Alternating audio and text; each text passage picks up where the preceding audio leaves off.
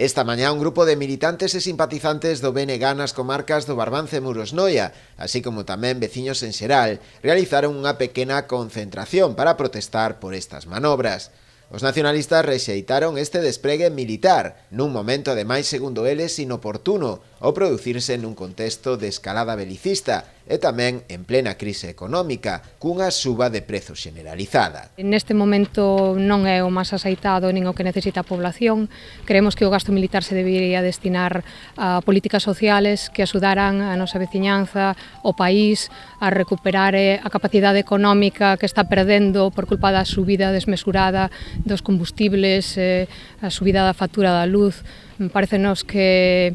debemos denunciar e debemos demostrarlle ao goberno español que esta non é a maneira. Non menos gasto militar e máis política social e de apoio económico para a xente que o está pasando mal. Na protesta tamén tomou parte o deputado nacionalista no Congreso Néstor Rego, que xa anunciou a presentación dunha serie de iniciativas de urxencia para coñecer o custe deste operativo militar. Para rexeitar estas manobras, para saber cal é o custo que se destina a estes exercicios